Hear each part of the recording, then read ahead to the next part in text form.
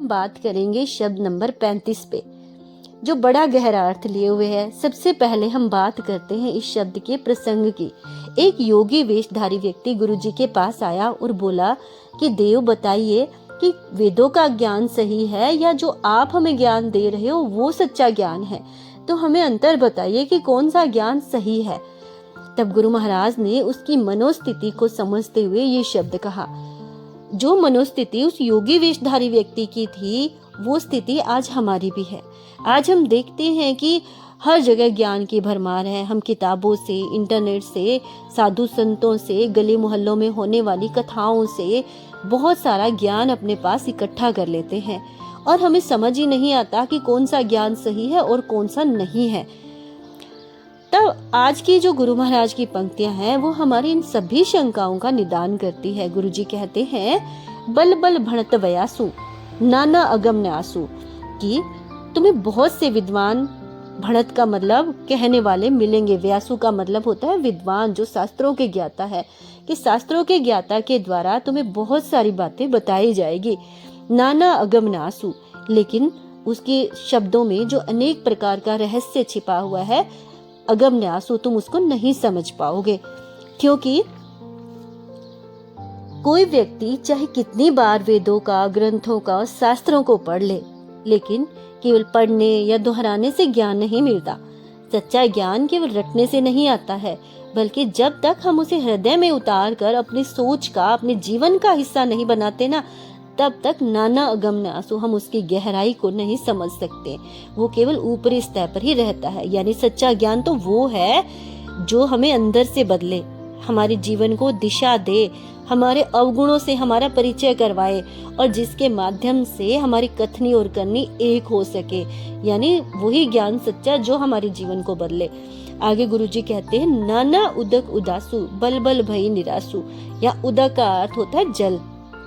गुरुजी कहते हैं कि जिस प्रकार जो पानी है वो हमें संसार में हर जगह मिल जाएगा, कहीं मीठा, कहीं खारा, कहीं शीतल, कहीं पवित्र, कहीं अपवित्र, की नदियों से, कुओं से, बावड़ियों से हमें बहुत जगह से जल मिल जाता है।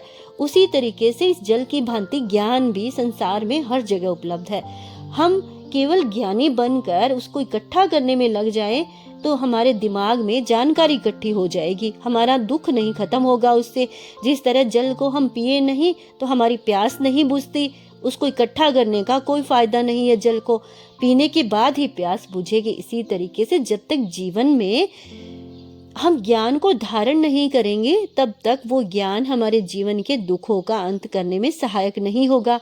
आगे गुरुजी कहते हैं, गल में पड़ी परासु जा जा गुरु न चीन्हो, या गुरुजी कह रहे हैं कि सच्चे गुरु को जब तक नहीं पहचानोगे, वह हमेशा अज्ञान के फंदे में ही पड़े रहोगे। गल का मतलब फंदा, परासु का मतलब उलझना, कि हम इधर उधर से जो ज्ञान इकट्ठा कर लेंगे ना, उससे हमारा जो अज्ञान है, वो भ्रम है, वो और ज्यादा धीरे धीरे बढ़ता चला जाएगा, हम और उलझते चले जाएंगे।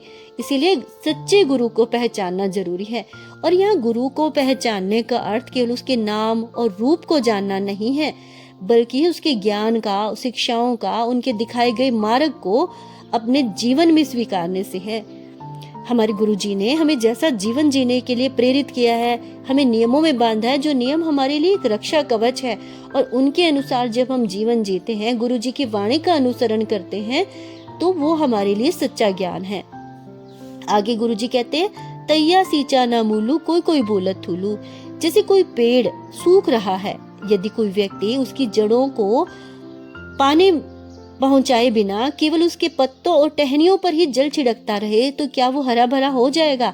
ऐसे ही जो ऊपरी दिखावे के लिए बड़ी बड़ी बातें करता है, लेकिन उसने अपने जीवन में उसे नहीं उतारा है, अपने जीवन में उसे शामिल ही नहीं किया है, वो केवल व्यर्थ की बातें, थूलू यानी व्यर्थ ही बोलता है। उसके बोलने से ना तो उसके जीवन में उसका प्रभाव होगा और ना ही वो जिनको उपदेश दे रहा है उनको कोई लाभ होने वाला है।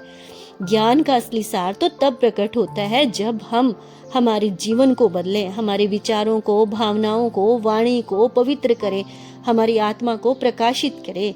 हमारे गुरुजी आज के शब्द के माध्यम से हमें समझाना चाहते हैं कि आज के समय में हमें इंटरनेट से, किताबों से, साधु संतों से हमें अनेक जानकारियां इकट्ठी हो जाएगी, लेकिन अगर हमारे पास सही समझ नहीं हुई, सही दिशा नहीं हुई, तो हम और ज्यादा भ्रमित हो जाएंगे। केवल जो ज्ञान है वो केवल इकट्ठा करने की वस्तु नहीं है, बल्कि आत्मा की तृप्ति का अमृत है। जब तक हम अपने जीवन में ज्ञान को शामिल नहीं करेंगे, उसके अनुसार जिएंगे नहीं, तब तक हमारी निराशा, दुख, पीड़ा समाप्त नहीं होगा, हमें लाभ ही नहीं मिलेगा। इसलिए गुरुजी की वाणी को अपने जीवन में उतारें। जैसे जैसे उन्होंने हमें जीवन जीने के लिए प्रेरित किया है, उस अनुसार जीवन जिए, तो हमारे जो अज्ञान का फंदा है, हमारी निराशा है, वो दूर हो पाएगी। अगर आपको मेरे द्वारा गुरुजी की वाणी का ये किया गया भावार्थ प्रेरणादायी लगा हो, तो कृपया इसे दूसरों के साथ अवश्य साझा करें, ताकि मेरे द्वारा किया गया ये प्रयास सार्थक हो सके। धन्यवाद। इसी तरह के स्पिरिचुअल कंटेंट के लिए वीडियो को लाइक करें और चैनल को सब्सक्राइब करें।